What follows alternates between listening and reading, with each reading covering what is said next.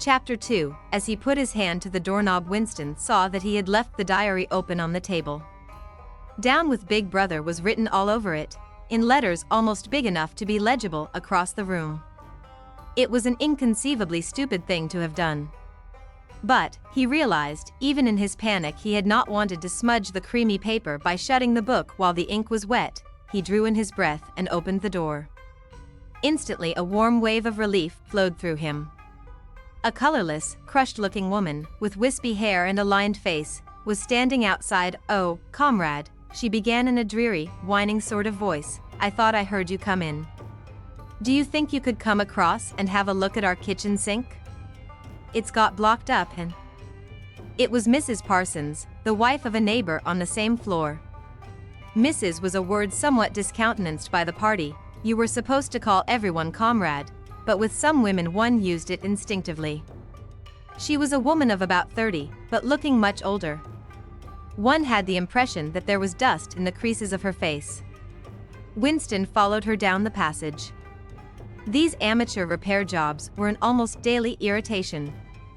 Victory mansions were old flats, built in 1930 or thereabouts, and were falling to pieces.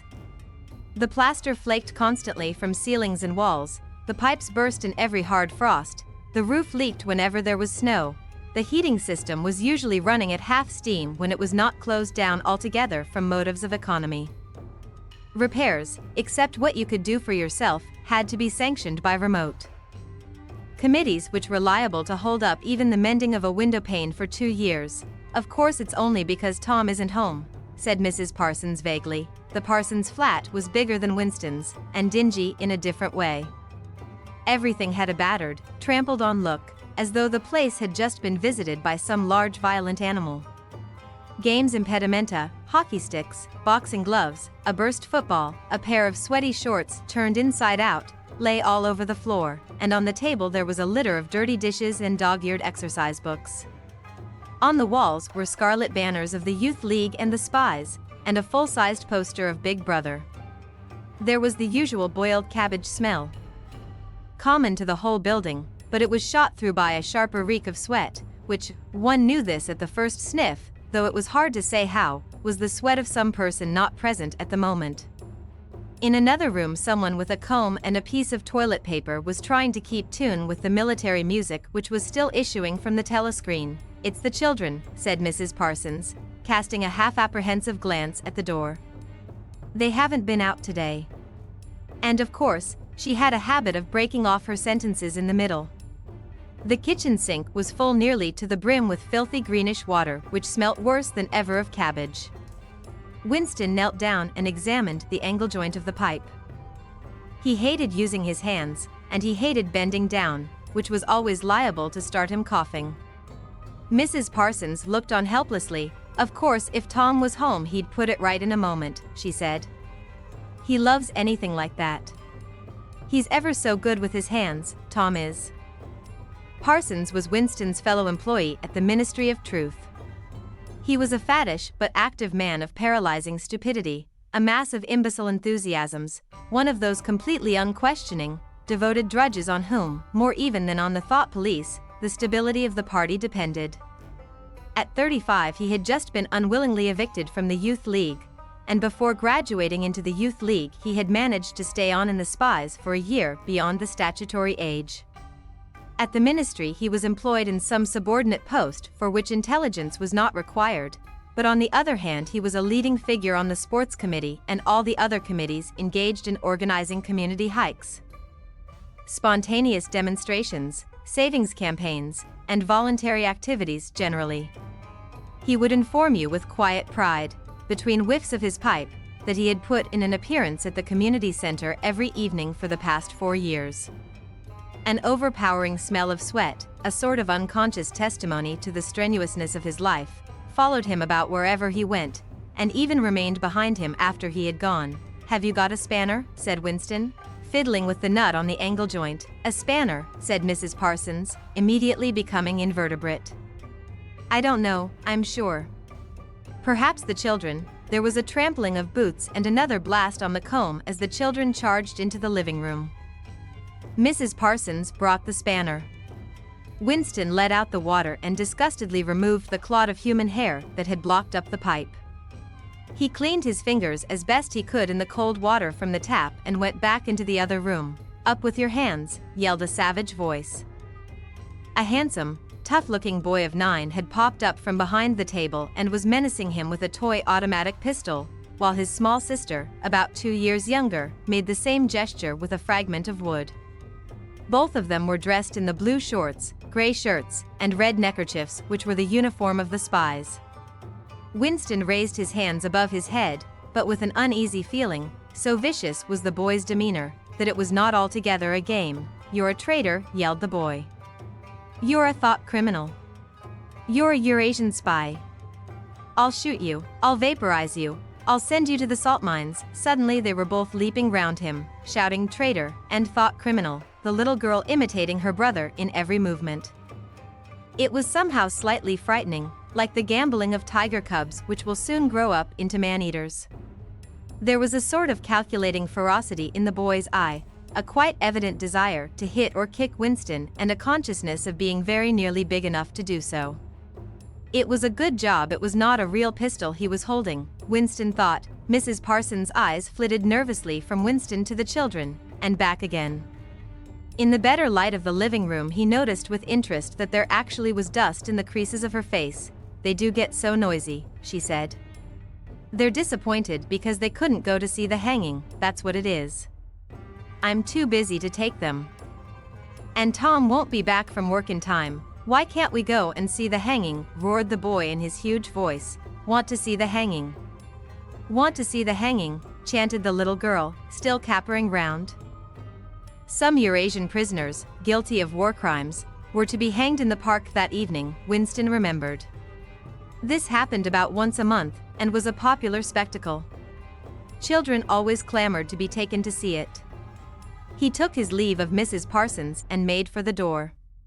But he had not gone 6 steps down the passage when something hit the back of his neck, an agonizingly painful blow.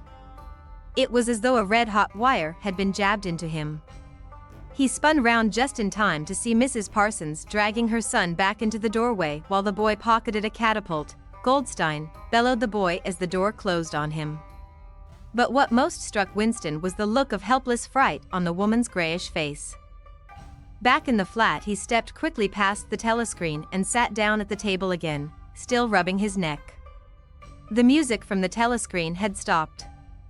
Instead, a clipped military voice was reading out, with a sort of brutal relish, a description of the armaments of the new floating fortress which had just been anchored between Iceland and the Faroes lands. With those children, he thought, that wretched woman must lead a life of terror. Another year, 2 years, and they would be watching her night and day for symptoms of unorthodoxy. Nearly all children nowadays were horrible. What was worst of all was that by means of such organizations as the spies they were systematically turned into ungovernable little savages. And yet this produced in them no tendency whatever to rebel against the discipline of the party. On the contrary, they adored the party and everything connected with it. The songs, the processions, the banners, the hiking, the drilling with dummy rifles, the yelling of slogans, the worship of Big Brother, it was all a sort of glorious game to them. All their ferocity was turned outwards, against the enemies of the state, against foreigners, traitors, saboteurs, thought criminals. It was almost normal for people over 30 to be frightened of their own children. And with good reason, for hardly a week passed in which the Times did not carry a paragraph describing how some eavesdropping little sneak, child hero was the phrase generally used, had overheard some compromising remark and denounced its parents to the thought police. The sting of the catapult bullet had worn off. He picked up his pen half-heartedly, wondering whether he could find something more to write in the diary. Suddenly he began thinking of O'Brien again. Years ago, how long was it? 7 years it must be. He had dreamed that he was walking through a pitch-dark room. And someone sitting to one side of him had said as he passed, "We shall meet in the place where there is no darkness." It was said very quietly, almost casually, a statement, not a command. He had walked on without pausing. What was curious was that at the time, in the dream, the words had not made much impression on him. It was only later and by degrees that they had seemed to take on significance. He could not now remember whether it was before or after having the dream that he had seen O'Brien for the first time, nor could he remember when he had first identified the voice as O'Brien's. But at any rate, the identification existed. It was O'Brien who had spoken to him out of the dark. Winston had never been able to feel sure. Even after this morning's flash of the eyes, it was still impossible to be sure whether O'Brien was a friend or an enemy. Nor did it even seem to matter greatly. There was a link of understanding between them, more important than affection or partisanship. "We shall meet in the place where there is no darkness," he had said. Winston did not know what it meant, only that in some way or another it would come true. The voice from the telescreen paused. A trumpet call, clear and beautiful, floated into the stagnant air. The voice continued raspingly, "Attention. Your attention, please. A newsflash has this moment arrived from the Malabar front. Our forces in South India have won a glorious victory. I am authorized to say that the action we are now reporting may well bring the war within measurable distance of its end."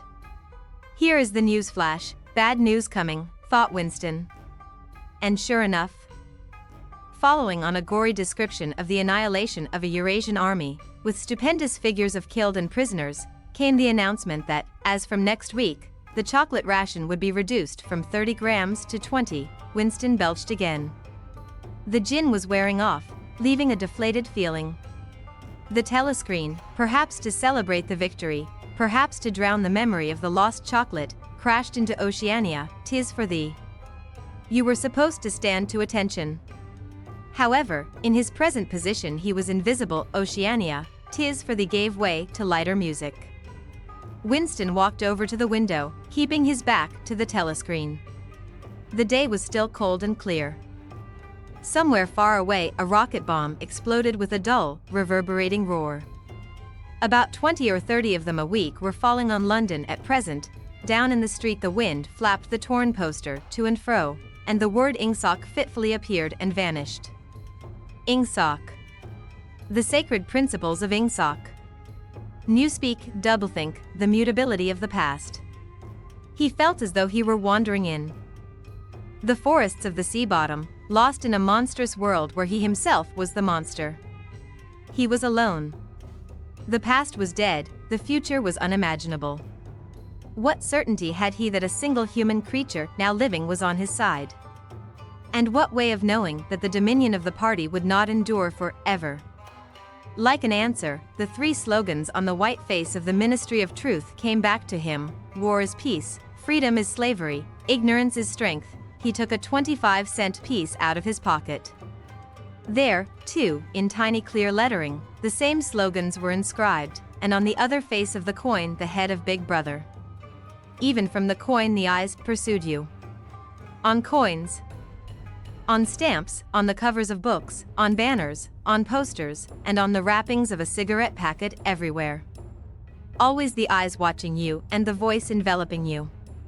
Asleep or awake, working or eating, indoors or out of doors, in the bath or in bed, no escape. Nothing was your own except the few cubic centimeters inside your skull. The sun had shifted round, and the myriad windows of the Ministry of Truth, with the light no longer shining on them, looked grim as the loopholes of a fortress. His heart quailed before the enormous pyramidal shape. It was too strong, it could not be stormed. 1,000 rocket bombs would not batter it down. He wondered again for whom he was writing the diary. For the future, for the past, for an age that might be imaginary. And in front of him there lay not death but annihilation. The diary would be reduced to ashes and himself to vapor. Only the thought police would read what he had written, before they wiped it out of existence and out of memory. How could you make appeal to the future when not a trace of you, not even an anonymous word scribbled on a piece of paper, could physically survive? The telescreen struck 14. He must leave in 10 minutes. He had to be back at work by 14:30. Curiously, the chiming of the hour seemed to have put new heart into him. He was a lonely ghost uttering a truth that nobody would ever hear. But so long as he uttered it, in some obscure way the continuity was not broken. It was not by making yourself heard but by staying sane that you carried on the human heritage.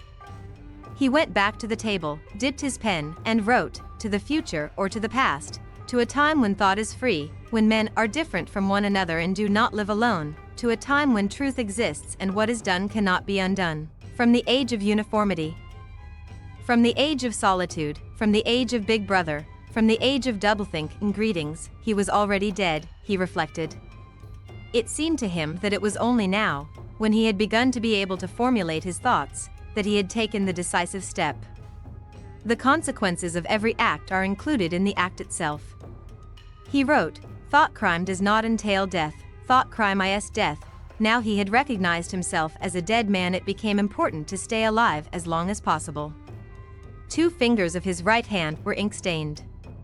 It was exactly the kind of detail that might betray you. Some nosing zealot in the ministry, a woman, probably, someone like the little sandy-haired woman or the dark-haired girl from the fiction department, might start wondering why he had been writing during the lunch interval. Why he had used an old-fashioned pen, what he had been writing, and then drop a hint in the appropriate quarter. He went to the bathroom and carefully scrubbed the ink away with the gritty dark brown soap which rasped your skin like sandpaper and was therefore well adapted for this purpose. He put the diary away in the drawer. It was quite useless to think of hiding it, but he could at least make sure whether or not its existence had been discovered. A hair laid across the page ends was too obvious. With the tip of his finger he picked up an identifiable grain of whitish dust and deposited it on the corner of the cover, where it was bound to be shaken off if the book was moved.